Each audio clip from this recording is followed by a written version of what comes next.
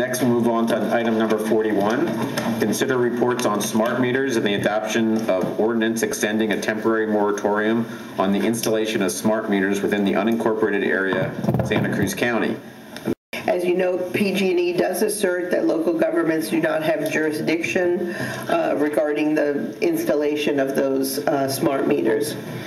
The material that's before you includes an extensive report from the health officer summarizing some of the health effects concerning smart meters. There's a wide array of scientific reports, and she's done a good job, I believe, of summarizing that information for you and attempting to provide that information for the public so that they can take the necessary steps to mitigate any potential harm.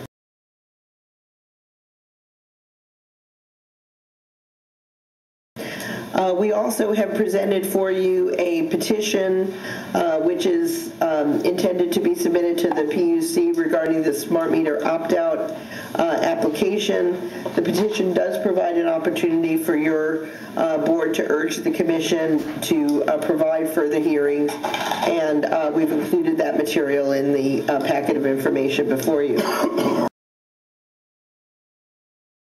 You can come forward and you can line up if you'd like. Good morning. Hi, good morning. My name is Drew Lewis. I'm a resident of Santa Cruz. I read the report on the research of health effects of microwave energy fields, and it raises serious questions about the deployment of smart meter technology, which uses and exposes the human population to this health risk. And I thank the health officer for this report. I think it's very thorough and very broad. Also, a recent audit of PG&E has found serious acts of misallocation of funds and fraud. We should not only consider this sociopathic behavior in evaluating actions and arguments regarding smart meters, but enjoin citizens and other municipalities in pressing criminal charges against PG&E. What we need to do now is fight for a free opt-out. Because what I think we'll find is that probably 80% of Santa Cruz customers would opt out if given the opportunity for free. In Southern California, they actually did a survey. 41% of people would opt out if it was free, and they're much more apathetic than we are up here on this issue. I think it's infuriating that we have an organization or a company, Wellington, who has no contract with anybody to go onto people's properties and install radio transmitters. They're allowed to get away with that with an impunity, and the sheriff does nothing about it. The headaches continued, so I've had them now for almost 3 months every day. I went to my other doctor last month, and then I went just a few days ago because everything she gave me didn't work, and she thought it was congestion, she thought it was allergies, and I brought her a whole bag full of things I took that didn't work. So tomorrow, Wednesday, I have to go for a CT scan. But all I'm saying is I live in senior housing, and there are 74 smart meters in our building, not outside, inside. I went to stay in Livermore where they're blanketed like this lady here, I guess, totally. And I enjoy good health. I never get a headache. I get one a year maybe. And boy, I couldn't stay there. I was going to stay a couple of nights, and I said, I just can't do it. My head started throbbing. They have so many smart meters there. And I just said, I'm going home. I can be healthy again. So I just want to urge you, please, to give us a moratorium, another year, so we can research this further. And my list goes on to name 39 symptoms incomplete. And I believe smart meters should be banned. And I think it's a crime against humanity that they're even doing this. And I told PG&E, who are you people? And how can you do this? It's an outrage. Thank you. Thank you. I also live in an apartment building where we have a bank of 36 meters in one place, 21 meters in 2 other locations. The FCC requires that smart meters not be co-located or operating in conjunction with any other antennae. Well, obviously, smart meters are being co-located wherever there are multiple units in apartment buildings, condos, etc. Co-locations result in more frequent and more powerful RF exposures, which is probably why the FCC required that the antennae not be clustered together. So they're violating an FCC regulation, PG&E is. The nervous system is incredibly complex. To boil it down into something really simple, when we have a nerve impulse, when I move my hand, there's a couple of things going on. One of them is electrical. They're myelin sheath neurons, and they basically propagate an electrical impulse. And then in between the neurons, we have chemical signals. So by interfering with the electrical, you're also going to interfere with the chemical. You're going to have people who are going to have symptoms. The symptoms are likely to be subjective. So he said, and I said, you know, even my dogs got sick. And he said, oh, he thought that was funny.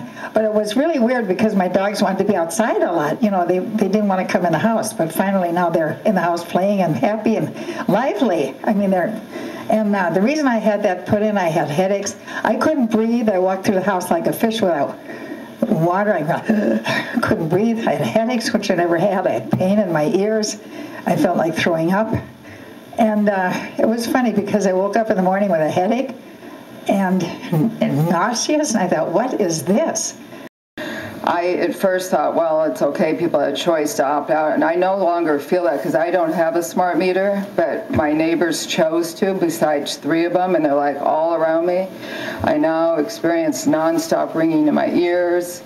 It's a very bizarre head pain. I agree, I wouldn't call it a headache. It's like almost it's hard to even explain, but it's like a beam going through your head, and it's very painful in your neck and your shoulder, and you're nauseous, and it's hard to sleep, and it's like everywhere. So I feel like the opt-out to me is no longer a good solution because we are all affected. They're all in a mesh network, and we need to get them off the house, and we need to get the education out there because a lot of people are putting them on there, and they don't know why they're suffering. I really would like to see that the same actions are taken here as in Marin County. PG&E won't touch Marin County. They have Jim Tobin representing them. Why can't we do that? Thank you very, very much. Dr. Lee Cox, who is the non-executive chairman of the board for PG&E, told a group of us that either you have time of use rates or you tell people they can't use all their gadgets. In other words, education. He is obviously opting for time of use rates, but to me there's been obvious things that have not been done at the state level, at the federal level, as far as educating people about energy. He also told us that it took the board of PG&E 3 days to convene after the San Bruno explosion for a conference call. This wasn't getting together in person. That to me tells me volumes about the level of responsibility that board takes for the people of California. You've heard a lot of people testify. It causes lack of sleep, irritability, sleep deprivation, headaches, just the whole gamut of stuff. I mean, it's totally unconscionable that we have those devices. And in my specific case, I live in a little house, 484 square feet, on a small lot, 30 by 40 feet, and there's 10 of those little lots, and there's 5 houses all around me, and everybody has 2 smart meters, one gas smart meter broadcasting radiation and one electric smart meter broadcasting radiation. I've been looking over some of the data, and you know, PG&E's supplemental report on RF fields in the PG&E smart meter program upgrade,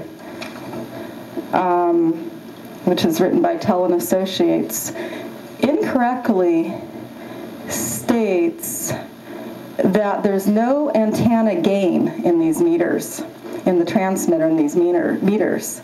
And actually, if you look at the tech sheet for the transmitter, there is an antenna gain of 4, and that actually increases the exposure by thousands of times. That 4 plugs in a formula, and that increases the exposure literally by thousands of times when you look at when you try to calculate the exposure. So PG&E's calculations are wrong. Federal Communications Commission is at the heart of what is wrong.